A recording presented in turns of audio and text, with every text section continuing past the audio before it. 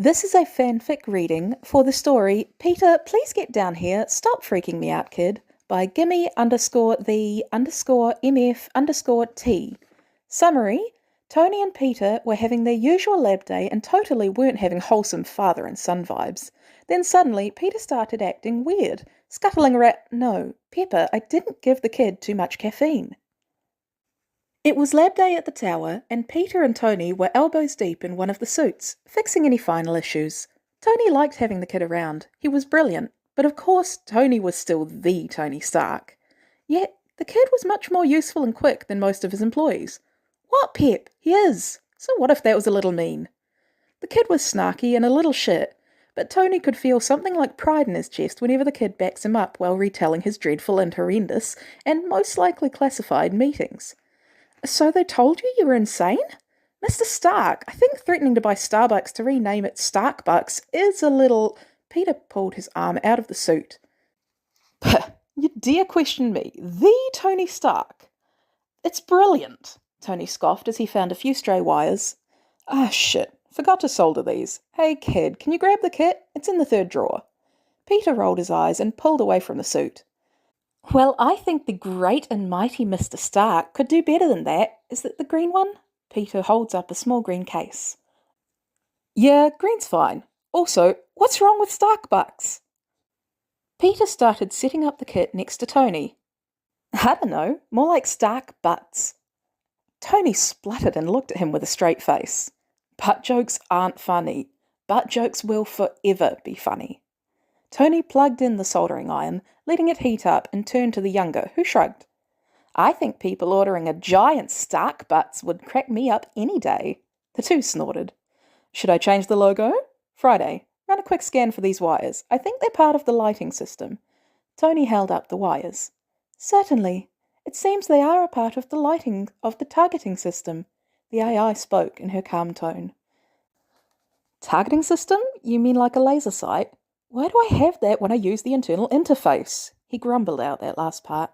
Also, kid, should the logo be a butt? Not sure, boss. It is possible it could be a potential precaution for when auto-targeting systems are offline. Well, that solves it. Kid? Tony takes up the soldering iron and a small spool of wire and started to bond the wires. No, butts would be too much. We should use a moon. Tony snickered, but tried to keep his hand steady. Unfortunately, the wire from the spool seemed to not stick very well. Moon. God, kid. Hey, do we have a different wire? Tony turned to see the kid had suddenly disappeared.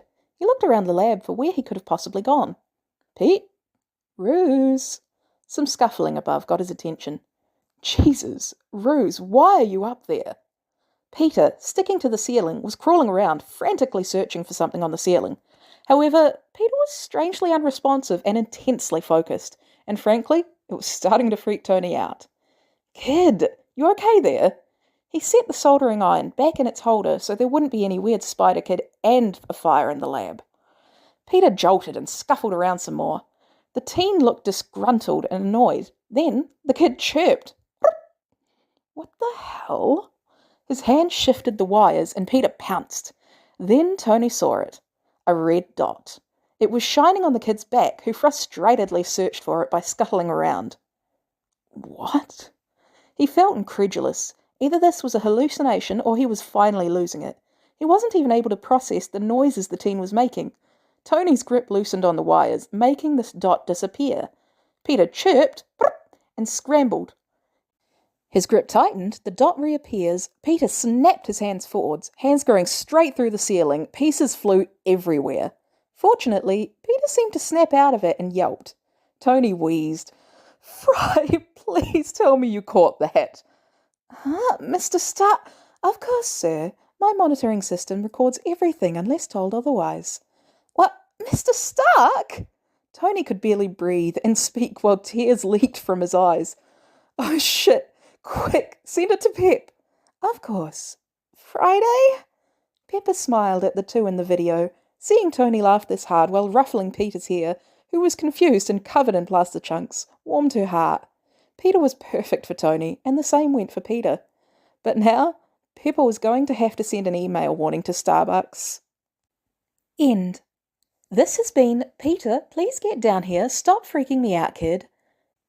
Part 1 of the What in the Hell is that spider doing? Please Stop Kid series. Thank you again so much to the author for allowing me to read this incredibly funny fic. If you enjoyed this reading, I highly recommend going over to the actual author's account, leaving them a kudos, and checking out the rest of the series. It's all incredibly funny and had me genuinely laughing out loud a few times while reading it.